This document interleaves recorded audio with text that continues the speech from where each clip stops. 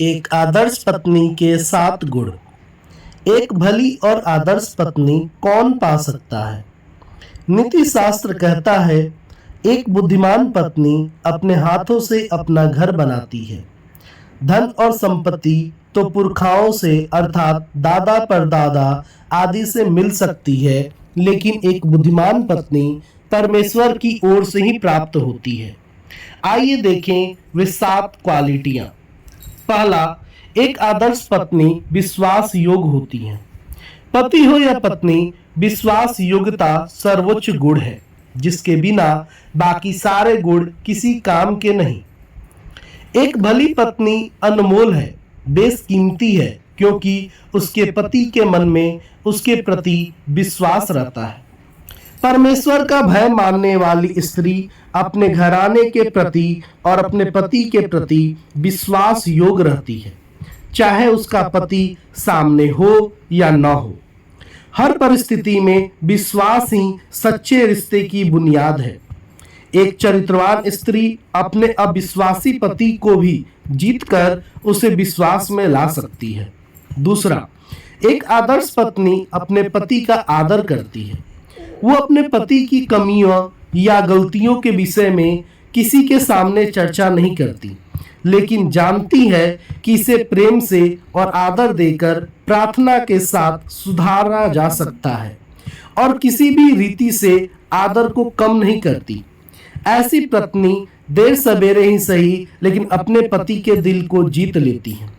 वह न केवल अपने पति का, बल्कि उसके सास ससुर का और पति से जुड़े सभी लोगों का आदर करती है। वो पति को अपना सिर मानती है, जिस प्रकार भगवान शिव माता पार्वती के सिर हैं, और इसी प्रकार दोनों सम्मानित होते हैं। तीसरा, एक आदर्श पत्नी अपने पति के लिए सच्चा सहायक होती है। परमेश्वर ने जब सारी सृष्टि की रचना की, तब कहा कि वे सब कुछ अच्छा है, लेकिन जब आदम को बनाया, तब परमेश्वर ने स्वयं से कहा, मनुष्य का अकेले रहना अच्छा नहीं, इसलिए मैं उसके लिए एक सहायक बनाऊंगा, अर्थात स्त्री को बनाऊंगा। हर एक पुरुष को एक सहायक की आवश्यकता है। सहायक शब्द पवित्र आत्मा के लिए भी इस्तेमाल किया गया है। जब प्रभु ने कहा, मैं तुम्हें एक सहायक अर्थात पवित्र आत्मा दूंगा, मतलब सहायक कमजोर नहीं, बल्कि हर दुख सुख में पूरे आनंद के साथ अपने पति की सहायता करना, यही परमेश्वर की भी एक पत्नी के लिए इच्छा है। चौथा, एक आदर्श पत्नी अपने पति के अधीन रहती है। जैसे प्रभु के अधीन रहने का मतलब दासी बनकर रहने से नहीं है। पत्नी दासी नहीं है, लेकिन घर का मुखिया पति है। जिस प्रकार शिव जी माता पार्वती के सिर हैं और माता उनकी हर बात मानती हैं और बड़े आदर से प्रभु को अपना सब कुछ मानती हैं, उनका निर्णय सर्वोपरि है, उसी प्रकार पति का निर्णय में स्त्रियों को रहना चाहिए। इसे समझे, जिस प्रकार से एक राजमहल में 2 राजा नहीं रह सकते, उसी प्रकार एक परिवार के दोनों पहिए एक ही दिशा में चलने चाहिए। पति पत्नी दोनों को सोच विचार कर निर्णय लेने से परिवार बना रहता है। स्त्री पति को एक लीडर के रूप में देखती है। सुनिए प्रेरणादायक लघु कहानियां और संदेश। पांचवा, एक आदर्श पत्नी मेहनती होती है। बुद्धिमान पत्नी अपने घर को बनाती है। घर बिगाड़ने वाली स्त्री मूर्ख होती है। नीति वचन बहुत ही सुंदर रीति से एक आदर्श पत्नी की व्याख्या करता है कि वह बड़े भोर को उठ जाती है और बड़ी प्रसन्नता से कामों को करती है। दोस्तों, एक कामकाजी और मेहनती स्त्री की तारीफ सब जगह होती है।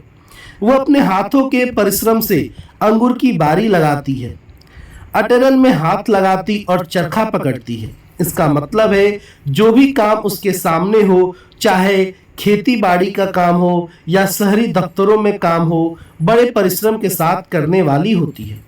छठा, एक आदर्श पत्नी अपने पति का मुकुट होती है।